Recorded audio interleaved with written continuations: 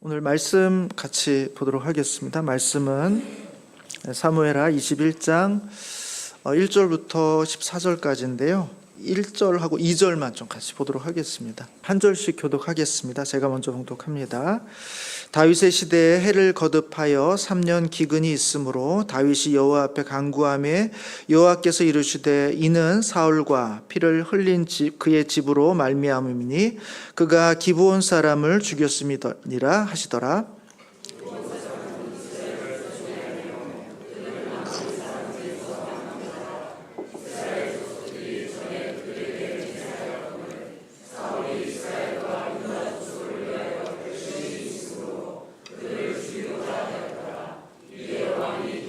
너희들을 불러 그들에게 물으니라. 아멘. 14절까지 이제 다 봐야 되는 좀 길어서 이따 설교하면서 조금씩 본문을 읽어가도록 하겠습니다. 오늘은 우리가 민족화의 주일로 지키고 있습니다. 올해가 이제 남북 분단이 된 지가 이제 80년이 됐고 한국 전쟁이 있은 지가 75년이 되는 해입니다. 지난 5월 달에 저희 이제 여호수아 우리 어르신들과 함께 고성에 평화기행을 다녀왔습니다. 그때 이제 새롭게 알게 된 것 중에 하나가 이 고성 지역, 그다음에 뭐 양양, 속초 이 지역이 수복지구라는 이야기를 제가 들었습니다. 그리고 그 내용들을 설명해 주신 목사님 저한테 책을 한 권 주셨어요. 이렇게 수복지구라는 그런 책을 주셨는데 이 책의 내용은 이제 아마 그 지역에 살고 있는 문인들이 뭐 시도 있고 수필도 있고 또 역사적인 기록도 있고 이 지역과 관련된 특별한 역사적 내용들을 쭉 담은 그런 책이었습니다. 그래서 제가 갔다 와서 이제 조금씩 이렇게 읽어보고 있었고 지난번에는 제가 한번 주보에다가 시도 한 편 올려드렸던 기억이 있습니다. 오늘 그 시를 좀 이렇게 하나 읽어드리면서 설교를 시작하려고 합니다. 아마 주보에도 올렸던 것 같은데요. 개똥이 아버지라는 시입니다. 근데 이 시를 조금 이해하려면 그 지역의 상황을 조금 더 이해하시는 게 도움이 될 것 같아요. 그 수복지구에 있는 특별히 이제 동해 안에 있는 고성, 뭐 속초, 양양 이 지역에 있는 분들이 이제 어업을 주로 하는 분들이고 주로 잡는 게 이제 명태를 잡으시러 나가시는데 명태를 잡으러 갔다가 북쪽에 이렇게 납북되는 경우들이 자주 있었다고 합니다. 그래서 이 납북되시는 분들이 통계에 의하면 지금까지 이렇게 전체적으로 보면 한 3,200명 정도가 어업을 하다가 납북된 거예요. 물론 이제 동해안도 있고 서해안도 있는데 대략 이 동해안 쪽에 이렇게 납북되신 분들은 한 1,500명 정도 됐다고 합니다. 그러니까 고기 잡으러 갔다가 납북돼서 이제 북으로 가게 되는 경우죠. 그런 일들이 이제 자주 있었는데 그런 이유 중에는 이제 접경 지역에 이제 고기들이 많기 때문에 그렇습니다. 그러다 보면 이제 조금씩 올라가게 되고 뭐 선을 넘지는 않았겠지만 그러다 보면 이제 북한에 있는 그런 이제 북한군의 배들이 이제 납북해서 올라가고 하는 일들이 아마 빈번하게 있었던 것 같습니다. 여러분 그분들이 이제 납북돼서 올라가면 어떻게 되겠습니까? 그러면 이제 그분들은 이제 북한에서 회유를 당하는 거죠. 이제 귀향해라. 이렇게 뭐 여러 가지 이제 회유도 있고 협박도 있고 막 그런 식으로 이제 막 힘들게 하겠죠. 그리고 이제 남쪽에서는 납북된 분들이 있으니까 그 일을 위해서 이제 막 계속 조율하고 서로 왔다 갔다 이렇게 하는 중에 그분들이 어느 정도의 시간을 지내고 나서 이제 다시 이제 귀환하게 되는 납북된 귀한 어부들이 꽤 많이 있었는데 그분들이 한 1,500명 됐던 것입니다. 그러니까 납북을 당했다가 돌아오시는 분들이니까 이 남쪽에서는 어때요? 얼마나 고생했겠나. 위로해주고 격려해주고 뭐 이렇게 해줄 것 같은데 공교롭게도 그 당시에는 그렇게 하지 못했다는 것입니다. 한 1965년도, 뭐 70년대, 80년대 이때까지만 해도 그렇게 하지 않았다는 것입니다. 오히려 북쪽에 갔다 와서 북한 사람들을 만나고 왔기 때문에 의심을 받는다는 것입니다. 따로 불러다가 조사를 받습니다. 그리고 심지어는 구타를 당하기도 하고 그 다음에 어려움을 겪게 되기도 하면서 몸과 삶이 망가지는 분들도 적지 않게 있었다고 합니다. 1,500명이 잡혀갔다가 그러니까 납북됐다가 다시 귀환했는데 그 중에 1,000명이 한국에 남한에 돌아왔을 때 실형을 살았다고 그래요. 고기 잡으러 갔다가 납북됐다가 그냥 돌아왔는데 한국에서는 범죄자가 돼버린 겁니다. 국가보안법, 방공법, 수산업법을 어겼다. 이렇게 해가지고 그 1500년 중에 한 1000명 정도가 실형을 살았다. 이렇게 이야기합니다. 실제로 또 어떤 분들은 이제 간첩으로 또 조작을 받기도 하는 그런 고초를 겪었다 그래요. 그런 어려움을 겪은 동네에서 이 개똥이 아버지는 이제 그런 분들에 대한 내용을 다루는 시입니다. 제가 한번 읽어드릴게요. 내가 어릴 적에 이웃집 개똥이 아버지는 바다에서 납북되었다가 돌아왔다. 북쪽에서는 꼬드기고 남쪽에서는 이실직고 하라고 두들겨 팼다며 이웃 사람들이 수군거렸다. 제대로 골병이 들었다고 혀를 찼다. 종일 툇마루에 앉아있는 개똥의 아버지는 산송장처럼 말을 잃었다. 북에서 준 알량한 낙하산 양말을 선물로 가져왔는데, 이 낙하산 양말 저도 모르겠는데 아마 낙하산을 만들고 튼튼하고 재질이 단단하지 않겠습니까? 그걸 만들고 난 나머지 천으로 만든 아마 그런 양말인 것 같습니다.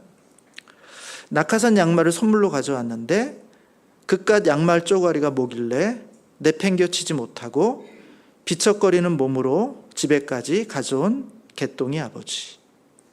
낙하산 양말처럼 질긴 남과 북. 이런 내용의 시입니다. 이 시를 쓴 분, 또 이 시와 같은 내용들을 경험한 분들의 입장에서 보면 이 얼마나 억울한 일입니까?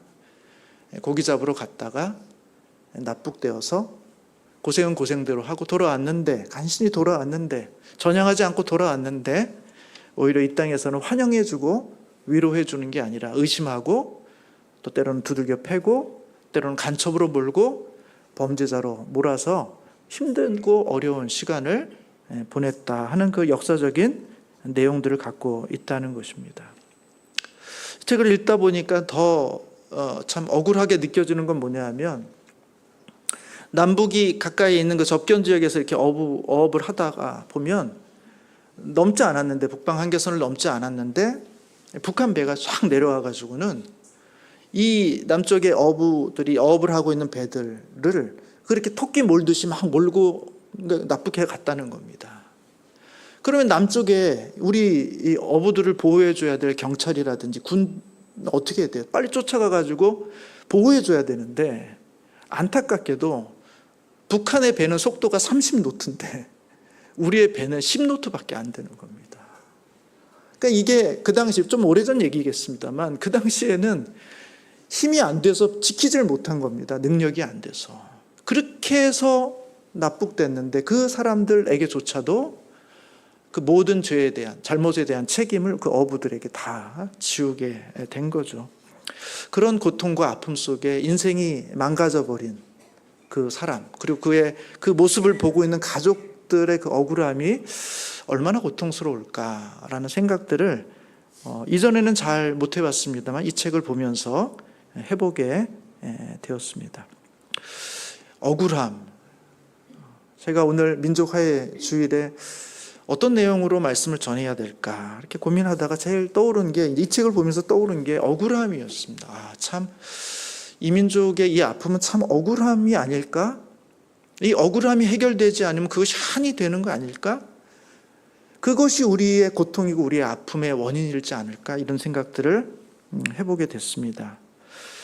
여러분, 6.25 전쟁 자체가 우리에게 큰 억울함을 만들어낸 전쟁일 수밖에 없습니다. 물론 그 고통이 크죠. 우리가 잘 알듯이 3파선을 중심으로 해서 전쟁이 딱 벌어지고 그 안에서만, 그 뭐 위아래로 거기서만 전투가 벌어지고 전쟁이 벌어졌다면 이렇게 큰 아픔은 아니지 않았을까라는 생각을 해보게 됩니다. 그런데 전쟁은 어떻게 됩니까? 우리가 알듯이 남쪽으로 전선이 쭉 내려와요.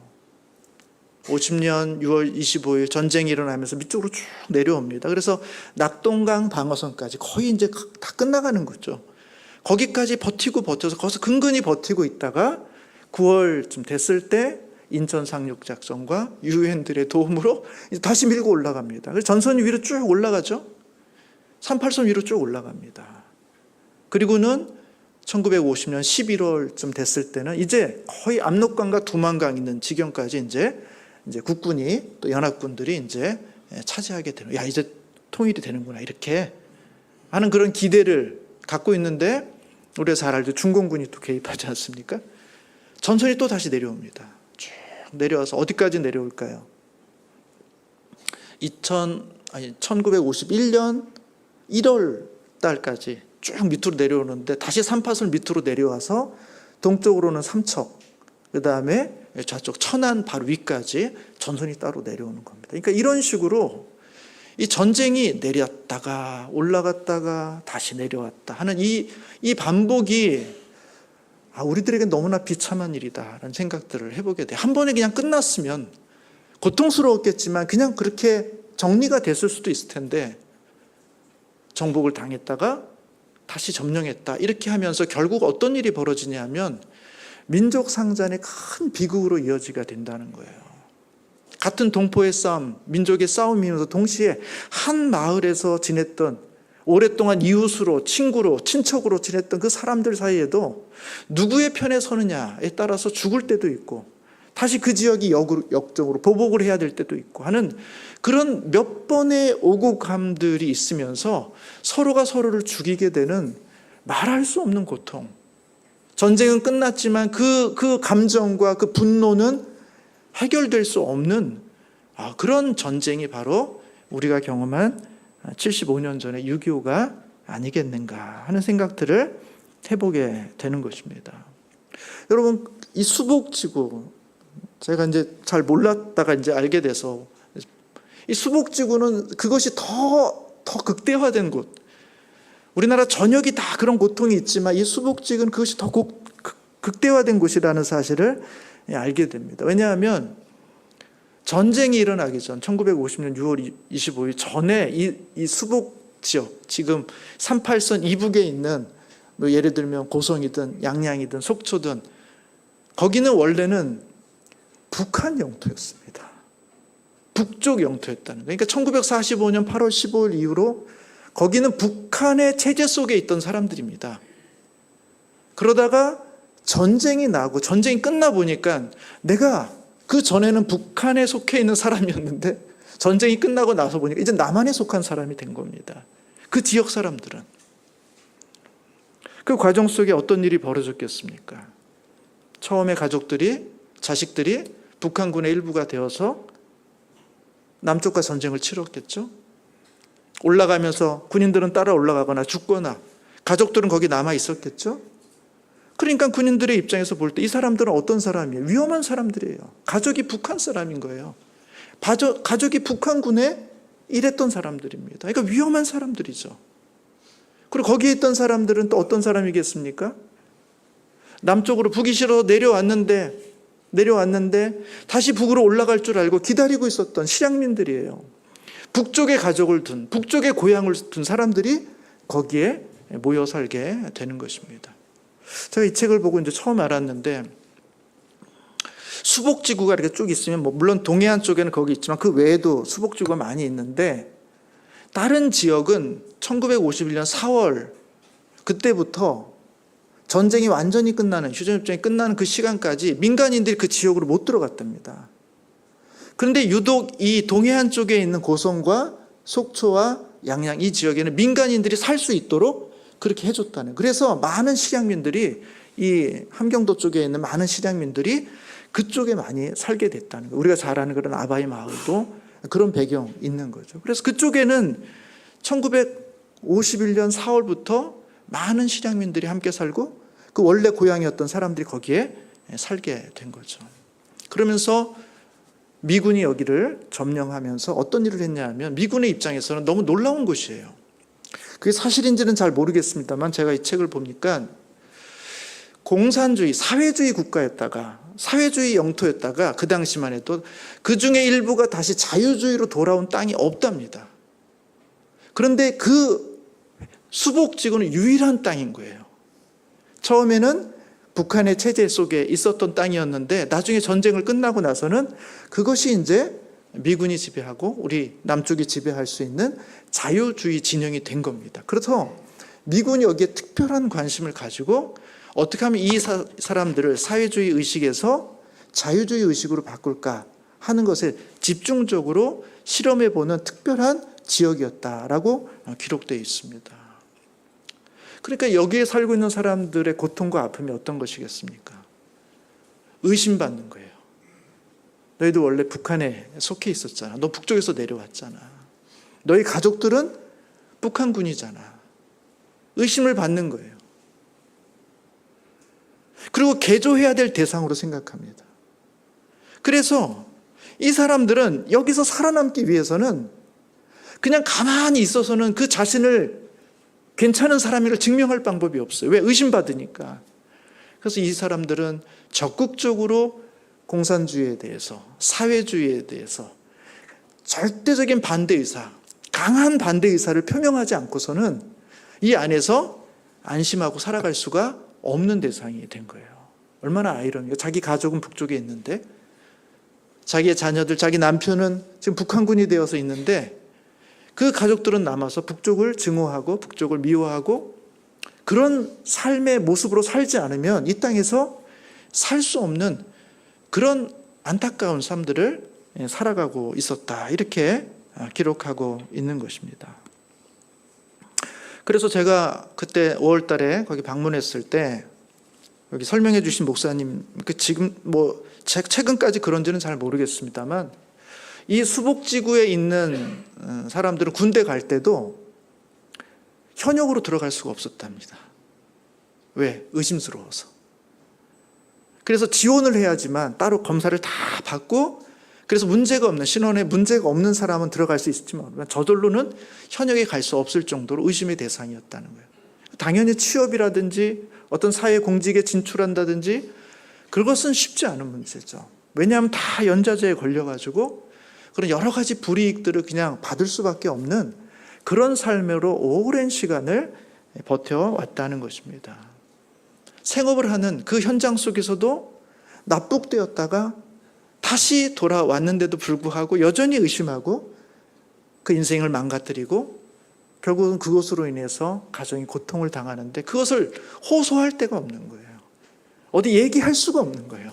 얘기하면 할수록 그 사람, 너 거기에 있는 사람이야? 더 의심의 대상이 되기 때문에 말도 못하고 억울한 마음을 그저 가슴속에 담아두고 살아갈 수밖에 없었던 사람들, 그것이 바로 이 수복지구에 있는 사람들의 아픔이다라는 기록을 이 책을 통해서 보게 됩니다.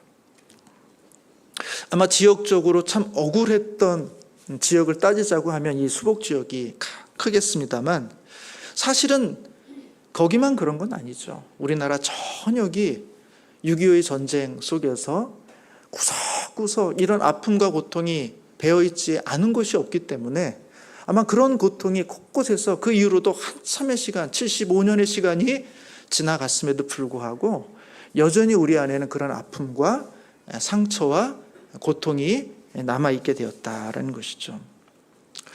1980년도 우리가 알듯이 5.18 광주 민주화 운동도 아마 이런 후유증 중에 하나가 있지 않을까 싶습니다. 거기서 당한 그 광주 시민들의 고통도 말할 수 없는 것이겠습니다만 그 고통뿐만 아니라 그 억울함을 호소할 수가 없는 거죠. 왜냐하면 거기에는 억울한 누명이 쓰여져 있기 때문에 내가 이런 고통, 이런 아픔을 겪었다라고 얘기해도 사람들은 그것을 온전히 알아주지 않기 때문에 거기에 뭔가 잘못된 이념과 잘못된 사람들이 함께 들어있기 때문에 발생한 일로 그렇게 알려져 있기 때문에 그 사람들은 그 이야기를 하는 것으로서 오히려 자기가 더 오해와 불이익을 받을 수밖에 없기 때문에 숨죽이듯이 그 고통과 아픔을 속으로 싸기면서 그렇게 살아갈 수밖에 없었던 것이죠. 그것이 이들의 아픔이고 고통이고 억울함이고 이제는 꽤 많은 시간이 지나면서 그것이 많이 옅어지긴 했습니다만 여전히 우리 사이 곳곳에서 여전히 그 영향이 아직도 남아있다는 사실들을 우리는 경험적으로 압니다. 여러분, 억울함이 있는 곳에 어떻게 화해가 있고 어떻게 평화가 도래할 수 있어요? 억울한데 이 억울함을 호소할 데가 없는데, 어릴 적에 친구랑 초등학교 때 이 친구가 진짜 잘못해서 그래서 내가 참다 정말 억울해가지고 이 친구를 하나 때리고 이 친구가 나를 한테 때려서 싸움이 벌어졌는데, 그 모든 상황을 모르는 선생님이 와가지고는 왜 싸우냐고, 내 이 억울한 얘기는 들어주지도 않은 채 싸우지 말라고, 친구는 사이좋게 지내야 된다고, 손잡고 악수하라고, 이제 싸우지 말라고. 그게 화해가 되냐는 거예요. 나의 억울함이 호소되지 않았는데 그게 화해가 될 수 있냐라는 것입니다. 그럴 수 없는 것이죠. 억울함이 해결되지 않을 때 거기에 화해도 평화도 사실은 열매 맺을 수가 없다는 사실을 우리는 기억해야 된다는 것입니다.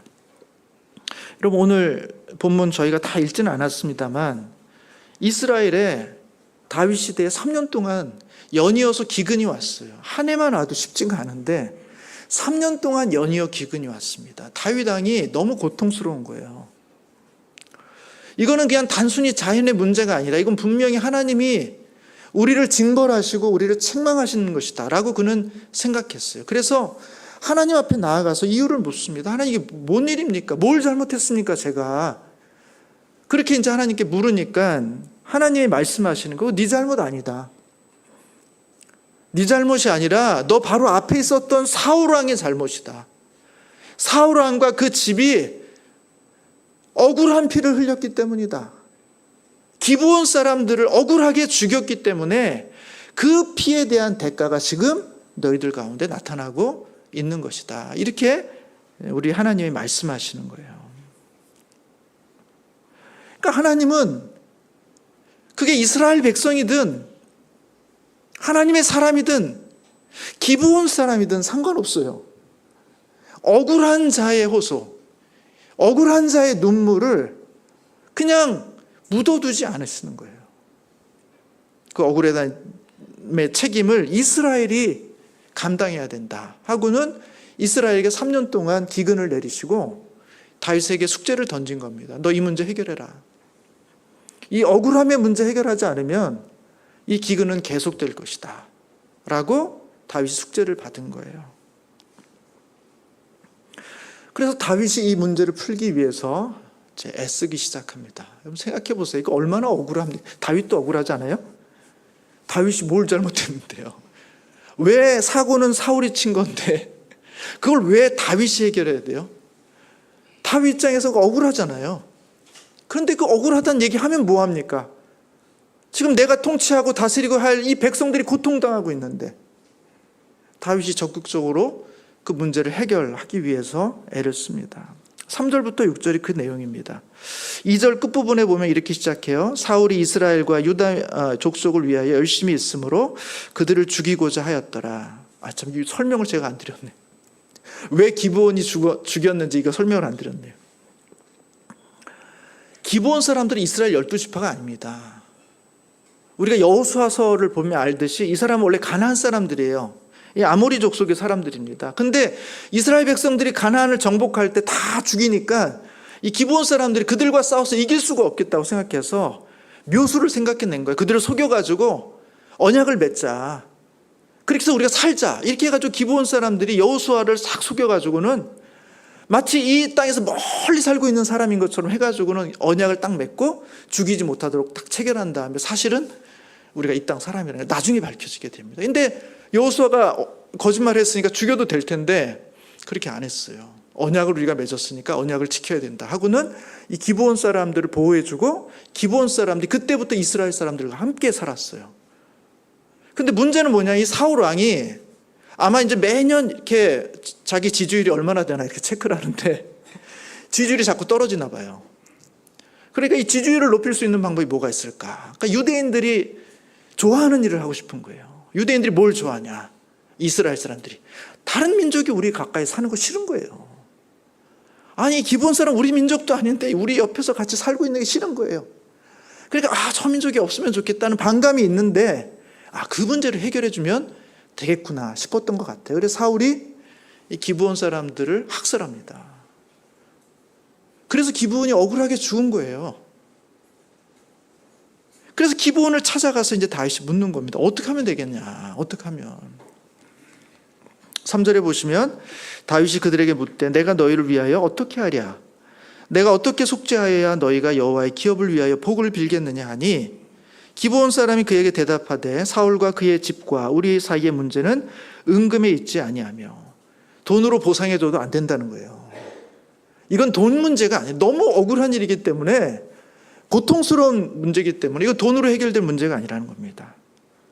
이스라엘 가운데서 사람을 죽이는 문제도 우리에게 있지 아니하나. 이게 무슨 얘기냐면 우리가 당한 만큼 너희들도 죽어야 됩니다. 이런 복수를 하고 싶은 것도 아니에요. 우리가 이렇게 억울하게 죽었으니까 당신들도 억울하게 죽어야 됩니다. 이렇게 요구하면 전쟁이 나는 거죠. 근데 지금 이들의 요구는 그것도 아닌 겁니다. 우리가 요구하는 건 이거라는 거예요.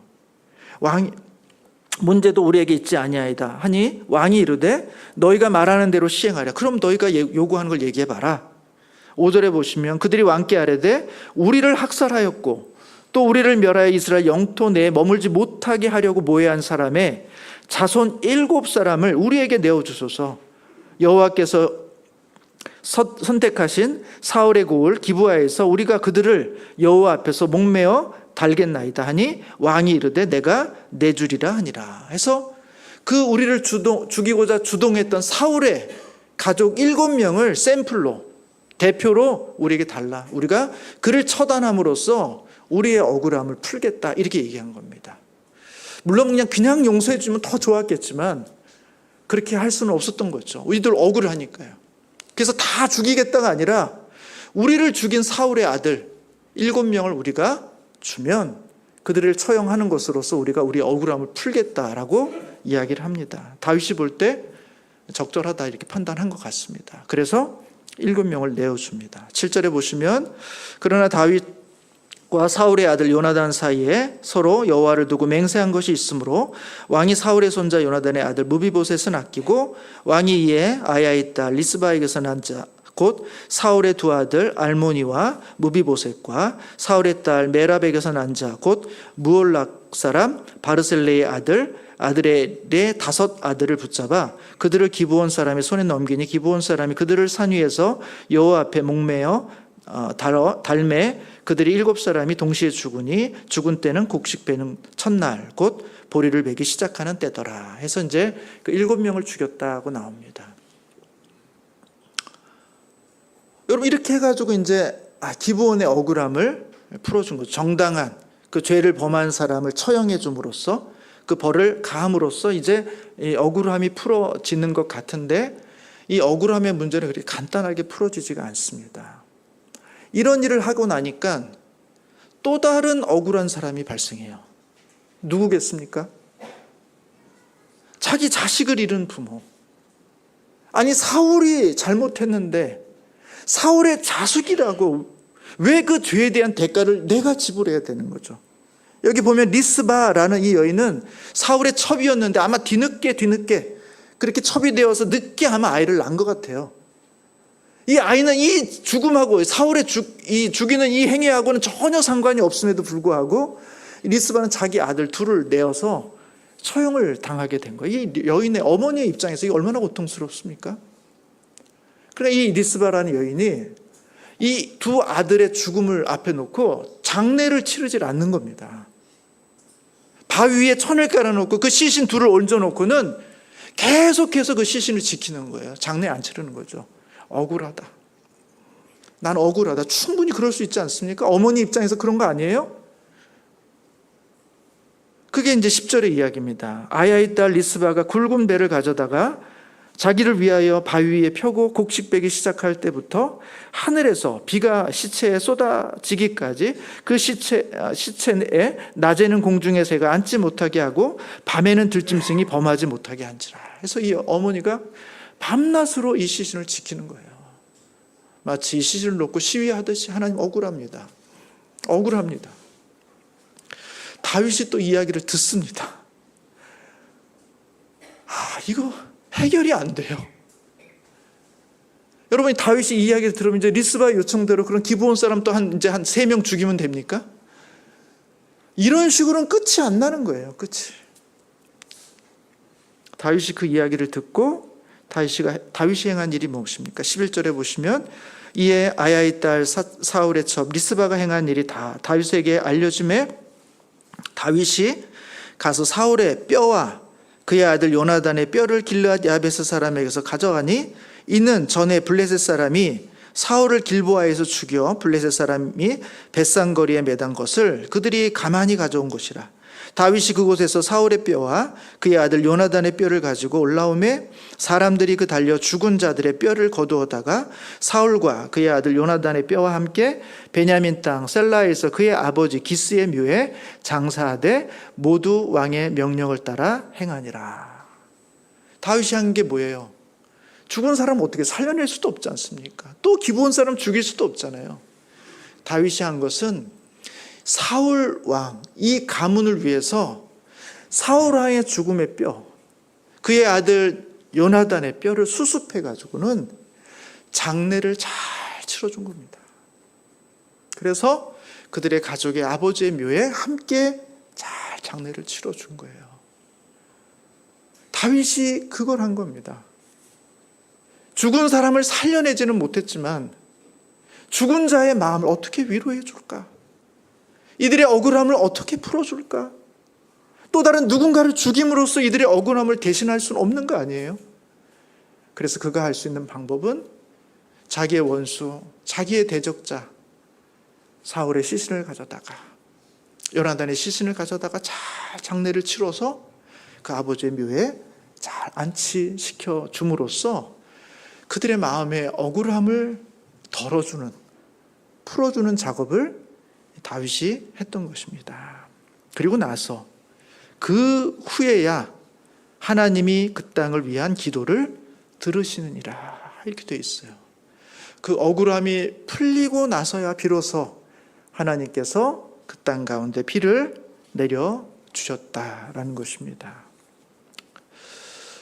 저는 이 장면을 보면서 우리 땅 가운데 있는 이 억울함들, 무수히 많은,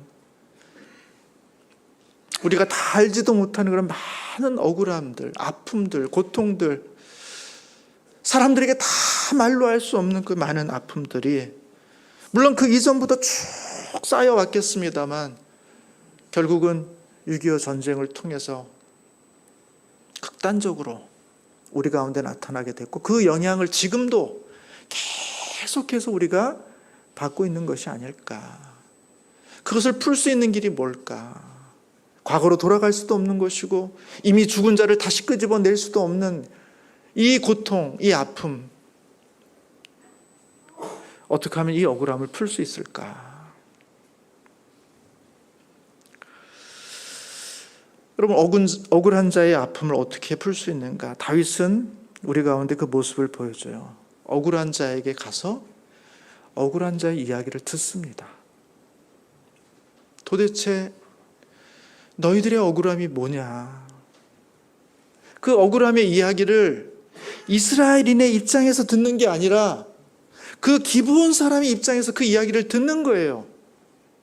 야, 너희 여기 우리 민족도 아니고 너 우리 가운데 얹혀 살면서 그때 우리가 속여가지고 그렇게 돼가지고 살면서 이 정도 피해 본 거 그냥 참고 살아. 그렇게 얘기할 수도 있는데 다윗은 그렇게 생각하지 않았어요. 이스라엘의 입장이 아니라 가해자의 입장이 아니라 억울하게 죽은 이 기브온 사람들의 입장이 되어서 너희들의 억울함이 충분히 그럴 수 있겠다. 너희들의 고통이 충분히 심할 수 있겠다라고 그 다윗은 이해했습니다. 그리고 그들이 요구하는 것이 그렇게 큰 무리가 아니라는 것을 알았어요. 우리가 죽은 수만큼 너희들도 죽이기를 원합니다. 이런 게 아니었어요. 우리를 죽였던 주동자 7명, 그 사람들만 우리에게 내어주면 우리가 그들을 처형하는 것으로서 우리의 억울함을 풀겠다는 것입니다. 억울함을 가진 자의 입장에서 문제를 보는 거예요. 그것이 억울함을 풀 수 있는 어떻게 보면 가장 첫 단계입니다. 제가 고성에 갔을 때 그 목사님이 쭉 설명해 주면서 아니 먼 곳까지 우리 이야기를 듣겠다고 오신 분들께 고마워하시더라고요. 여러분 거기 그 먼 거리 가는데 그냥 속초 가서 회 먹고 양양 가서 물놀이 하고 고성 가서 뭐 그러고 사람들이 가죠. 거기에 무슨 그런 이야기를 들으러 오는 사람들이 얼마나 있겠습니까? 그런 역사가 있는 줄 누가 알겠습니까? 근데 굳이 시간을 내서 거기에 와서 그 이야기를 듣는 우리들을 향해서 그분이 고맙다고, 우리의 이야기를 들어줘서 고맙다고 그런 이야기를 하셨습니다. 그 이야기를 듣고 나니까 그분들의 입장이 어떨 것인가? 귀한 어부로서, 납북됐다 귀환한 어부로서 살아갔던 그 고통, 그 가족들, 그 주변의 사람들의 이야기, 그것이 일상이 되어서 수십 년 동안 그 고통 속에 이렇게 갇혀서 그 억울함을 풀지 못했던 그 분들의 그 이야기, 그 삶 속의 이야기를 들을 때 그들의 관점에서 이 장면을 보니까 너무 억울했겠구나, 너무 힘들었겠구나. 거기에서부터 억울함을 풀 수 있는 시작이 될 수 있다는 것입니다. 또 하나의 방법은 억울한 자의 역사를 기억해주고 그들의 아픔을 잊지 않도록 하는 것입니다. 억울한 자의 역사를 기억해주는 거예요. 작년에는 일본에 갔었거든요. 평화기행으로 일본에 갔었습니다. 그래서 제1동포들의 삶을 쭉 보고 왔어요. 제가 반성한 것 중에 하나가 제1동포들이 있다는 사실, 그분에게도 고통이 있었고 아픔이 있었고 그분의 삶을 위한 분주한 노력이 있었음에도 우리는 전혀 그들의 존재를 인식하지 못하고 살았구나. 그분들은 우리의 인식 속에 존재하지 않았던 인물처럼, 마치 역사 속에 사라진 사람처럼 그들은 잊혀진 존재처럼 동포 가운데 살고 있었구나라는 사실들을 제가 깨닫게 됐습니다. 그분들의 입장에서 한국을 보면, 그분들의 입장에서 6.25를 보면, 그분들의 입장에서 분단 이후에 한국의 모습을 보면 어떤 마음일까? 어떤 소망일까? 어떤 기대를 가지고 있었을까? 그분들의 입장에서 다시 우리의 역사를 돌아보니까 새롭게 보이는 측면들이 있다라는 것입니다. 여러분, 우리가 잘 아는 작년에 노벨 문학상을 받은 우리 한강 작가를 압니다. 저는 그분의 이름을 들어봤지만 그분의 책이 뭐 난해하고 어렵다고 해서 그 전까지 읽어본 적은 없습니다. 근데 또 이제 노벨 문학상을 또 우리 한국에서 받았다고 하니까 얼마나 또 자랑스럽습니까? 그래서 그분이 쓴 책을 이제 2권 사서 읽어봤습니다. 아마 노벨 문학상을 받은 사람의 저작을 원서로 읽는 유일한 기회가 아닐까 이런 생각이 들어서 제가 이제 읽어봤습니다. 우리 뭐 성도님들 많이 보셨을 거예요. 소년이 온다, 작별하지 않는다. 소년이 온다는 것은 5.18을 배경으로, 작별하지 않는다는 제주 4.3 항쟁을 배경으로 쓰여진 책입니다. 제목에서도 그 내용들이 좀 있는 것처럼 떠나갔지만, 이미 역사 속에서 사라졌지만 놓을 수가 없는 거예요. 작별할 수가 없는 겁니다. 그 역사를, 그들의 고통을, 그들의 아픔을 놓아서는 안 되겠다, 작별해서는 안 되겠다, 이것을 기억해야 되겠다, 기록해야 되겠다. 저자의 그 마음이 아주 고스란히 그 소설 가운데 담겨져 있다는 생각들을 해보게 됐습니다. 5.18 그 아픔의 현장 속에서, 그 두려움과 떨림 속에서 지냈던 사람들의 그 아픔과 고통, 그 가족들의 애환, 억울함, 답답함, 그것을 반드시 기록해내고 기억해내서 사람들에게 알려야 되겠다 하는 그 작가의 의지가 아마 세계인의 마음을 움직였던 것이 아닌가 하는 생각들을 해보게 됩니다. 우리가 잘 아는 그분이 유명한 말을 했죠. 과거가 현재를 도울 수 있는가? 죽은 자가 산자를 구할 수 있는가? 아마 그 한강 작가는 그 마음, 과거가 현재를 도울 수 있을까? 누군가가 산자를 구할 수 있을까? 이미 지나간 과거의 역사, 거기 무슨 힘이 있고 무슨 능력이 있을까? 있다는 거예요. 그 역사를 기억하고 그 아픔을 기억하고 그것을 기록해서 우리가 놓치지 않으면 우리 현재에도 미래에도 그와 같은 억울한 일을 또 만들어내는, 반복하는 일이 생기지 않을 수 있다. 그들을 기억하고 그 아픔의 소식을 듣고 그들을 기록해 내는 것은 과거를 위한 게 아니라 오늘을 위한 것이고 내일을 위한 것이다 라는 그 저자의 마음이 담겨져 있는 책이 아닌가라는 생각들을 해보게 되었습니다.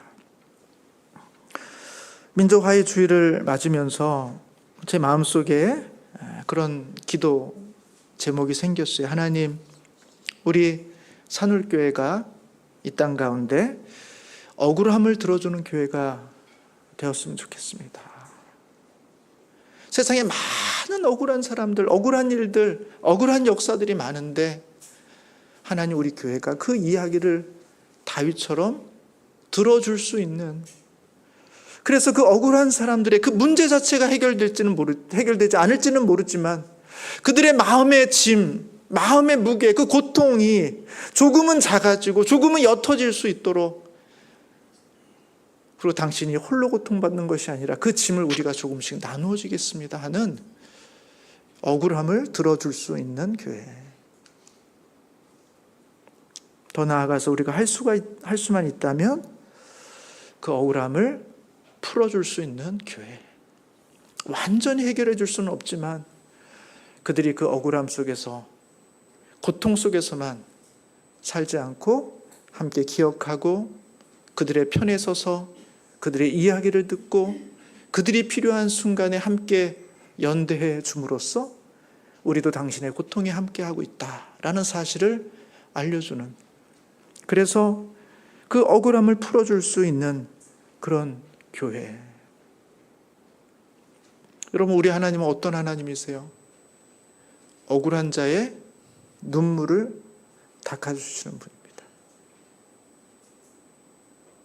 억울한 자의 신원을 들어주시는 분이에요. 우리 교회가 어떤 교회가 되어야 될까? 그것은 바로 우리 하나님께서 이 땅 가운데 그 억울함을 풀어주기를 원하시는 것처럼 이 땅 가운데 있는 많은 상처와 아픔 속에서 억울함이 나누어질 수 있는, 그리고 억울함이 풀어질 수 있는, 더 나아가서 요셉처럼 그 억울했던 과거가 하나도 거꾸로 되돌아갈 수는 없지만 하나님의 놀라운 섭리였구나, 하나님의 놀라운 기적이었구나, 하나님께서 그 억울한 일들을 통해서 지금 우리를 구원하시려고 하는 하나님의 놀라운 일이었구나 라는 새로운 깨달음을 얻게 됨으로써 그 억울함에서 자유함을 얻게 되는 그런 놀라운 통찰을, 또 생명을 주는 교회, 우리 교회가 그런 교회가 되기를 주님의 이름으로 축복합니다. 같이 한번 기도하겠습니다.